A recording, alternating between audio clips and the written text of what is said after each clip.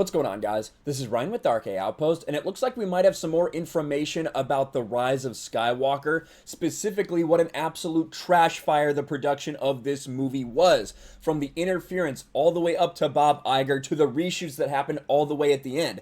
We have heard these reports swirling around, but now someone has talked about it on Twitter with our boy Scotty Mendelson, of all people, maybe being the one to actually give credence to this report. So we're going to take a look right here. Disney Star Wars is dumb. The great Ichibaka. Thank you, Ichibaka, for all the good work you do documenting all of this craziness that happens. You can see more Rise of Skywalker rumors. Scott Mendelson strangely decided to tweet this random confessional tweet. Make of it what you will. Now, I do have Scott Mendelson's tweet pulled up right here. This is gossip, but it makes sense because whether I like each film or not, every prior J.J. Abrams movie is excessively well made. He's very good at what he does. Now, as much as I dislike some of what J.J. Abrams does with his movies, I will agree that the man knows how to get a film made. There's not necessarily all these problems with production on the set of his movies that he makes, at least that we've really ever heard anything about. Now, what he is responding to is this huge thread by All Hail Your 6-Foot Antifa Overlords. Now, we have to use archive because I'm blocked from this person for some freaking reason. I don't know. But they have this extremely long thread that we are going to go over. Having a convo with my friend who works in the film industry, who I haven't spoken to since last November, and boy, does he have tea on the Rise of Skywalker. And, you know, Scott, after he retweets that, he does go on to additionally say, and I've heard variations on this elsewhere, but it could just mean the same narrative is being shopped around. So Scott Mendelson's not saying he has any necessary inside information about this for sure being the case, but he is saying that it's not the first time that he's heard these kind of things. And for a lot of us, it won't be the first time if you've been following along about the absolute chaos behind the scenes at Disney and Lucasfilm, specifically in the lead up to the Rise of Skywalker. But we're going to go take a look at this and see how it compares to some of the things we've heard before. Now, this person goes on. Points of note. He knows a stunt woman doubling for Daisy who is still shooting November 7th. November 7th, only a month before The Rise of Skywalker came out. Supposedly, according to this person, they were still doing work. They were still doing reshoots. Most of the issues were with the studio demanding reshoots, not JJ or Terrio. And Matt Smith was cast as the original villain. This villain was not a clone of Palpatine, but an OC. Original character, and was cut when Bob Iger demanded to bring Palpatine back because, quote, the audience wouldn't understand who this guy is.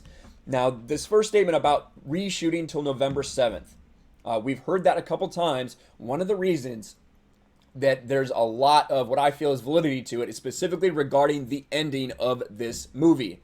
Now, these are the Jedi Praxis leaks. Now, the Jedi Praxis leaks were pretty, absolutely comprehensive and basically in line with almost every single thing. Now, the first set came out in August. The second set came out in September. And basically one of the only things that was different, and we'll go scroll all the way down here to the end. Now, he's not exactly sure at this point, based on his sources, how the movie ends. And it sounds like Disney and Lucasfilm weren't necessarily sure either.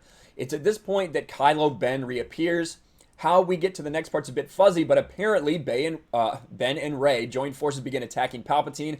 Leia's lightsaber comes back to play. At some point, the Emperor overpowers them and supposedly kills Ben. There have been reports from other reputable leakers that he kind of sort of dies, but it seems pretty unambiguous. Personally, I think we'll have to wait and see what we get over the next few months, right? Then an update to these a month later in September, just a couple months before The Rise of Skywalker is supposed to release. What do we get? We get this updated from Jedi Praxis. Let's scroll all the way down right here.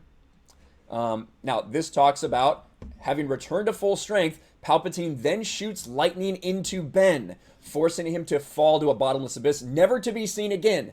So at this point in time, and again, if you look at all of these leaks, they're all essentially spot on. Some of them in even more detail than the movie shows us. So the fact that these leaks were wrong about the ending told so many people that they must have done reshoots.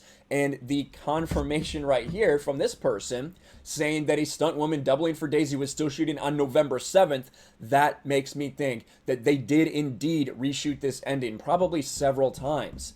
And in this original ending, this is where we heard about it looks like all hope is lost for Rey. The specters of Luke and Leia come to her aid, which we obviously did not see in the movie. We did not see any Force ghosts helping at the end, even though we've seen a couple fan edits and things like that that make it look pretty cool. I don't think that would have changed the movie for many people. It's just an absolute mess, but I digress. Let's get back here. Matt Smith was cast the original villain. Now, this person says an original character. From everyone we've heard, Matt Smith was supposed to be the son of Mortis. If you don't know who that is, you might not have watched the Clone Wars before, but the Mortis arc was a little 3-episode arc where they talked about the father, the daughter, and the son. They also really expand upon this in the Star Wars expanded universe. A lot of people had said that Matt Smith was supposed to be the son of Mortis in this movie. Obviously, that didn't come to pass. And we know that Palpatine was not the original plan. We know that it wasn't until very late on that Ian McDiarmid just got a call from J.J. Abrams saying, hey, we're thinking about bringing you back. And he's like, really? Okay.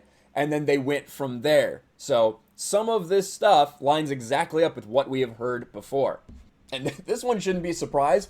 Every actor hated how the movie turned out. We have seen their faces when asked what they think of the film. That was a meme that was going around for a while. Yeah, it's pretty easy to tell that these guys did not like this movie. Colin Trevorrow was not told what part of TLJ or what the plot of TLJ even was when they told him 6 months before the film came out to start working on his script, so he had to rewrite that. Disney was, as we all suspected, paying attention to the negative reactions to The Last Jedi and thought The Rise of Skywalker would fix it. It's very clear in The Rise of Skywalker that they did a lot of things to try to appease the people that did not like The Last Jedi. Unfortunately for them, it was all done haphazardly and in an awful, awful way. So I think we all could see some of the olive branches they were handing out to people that hated The Last Jedi. Unfortunately, when it's just rolled up in this ball of garbage that is The Rise of Skywalker, it doesn't really mean too much.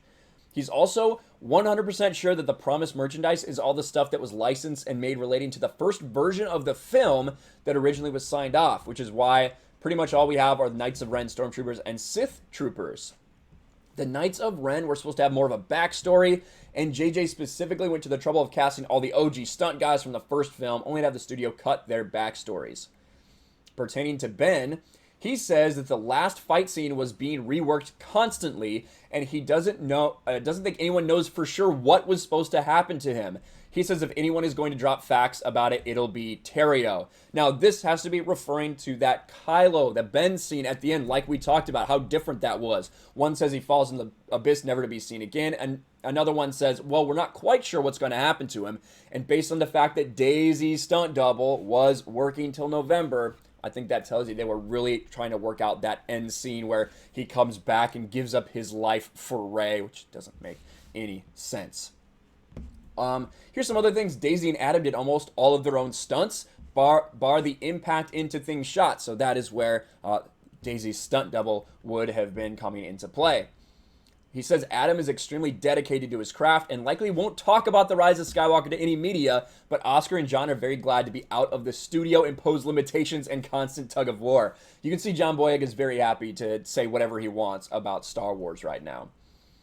Also, what they shot for the first version of the film was about 40% scrapped and reshot, so no original version exists. And we won't get it a la Snyder Cut because Disney, unlike Warner Brothers, will never admit they made a mistake with this billion-dollar franchise. Now, this is the fabled JJ cut that so many people had that was going the rounds, right after the Rise of Skywalker releases.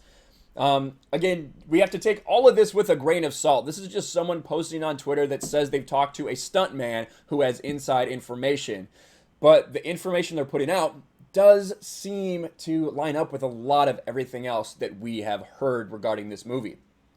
And please don't take my comment about Adam, Oscar, and John to mean they aren't as dedicated. They are. but they were all told they'd be on one specific kind of project, ended up being dragged through the ringer for months, and I think they're fully within their rights to express their dissatisfaction with Disney outright as they please now their contracts are up.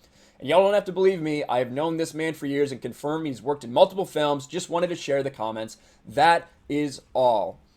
Now, like I said, a lot of this makes sense. There's no way to confirm any of this, obviously. But with what we'd heard from Jedi Praxis, whose leaks were spot on, except for a couple little things specifically about the ending, it makes a lot of sense that those reshoots were going up till really, really late in the game. Imagine reshooting something a month before that's going. It means you still have to add all the VFX for any of those shots. That is absolutely crammed together. Now, like with what Scott Mendelson says here, you know, whether or not you like J.J. Abrams' movies, I do agree with him that they are well made in terms of professional, like getting able to get it done. Not a lot of chaos and drama with actually getting these things remade. You don't often hear about that with J.J. Abrams productions, whether or not you think they're piles of shit or not. So it's very interesting to hear all of this, that the studio, that Disney was really stepped in and had to say, we need to fix all of this. Rise of Skywalker was an absolute mess. Obviously, The Last Jedi is a horrible Star Wars movie that ruined Star Wars for a lot of people. But there's an argument out there that The Rise of Skywalker is just a movie, not considering all the Star Wars portions of it, is maybe worse because of how terrible it is, the pacing, and how just chopped together it seems, and how nonsensical this plot is. But what do you guys think about all of these? It seems to confirm a lot of stuff that we've heard, but again, does have to be taken with a grain of salt. Let me know what you think about this. Smash the like button, subscribe to the channel, ring the bell for notifications, share this video out there, and I will talk to you later. Thanks for watching, everyone, and a huge shout out to my patrons. I appreciate you guys so much. Want to follow me on Twitter or Instagram? Check out the description below. You'll find links to my P.O. box and my Patreon as well. And I'll talk to you guys later.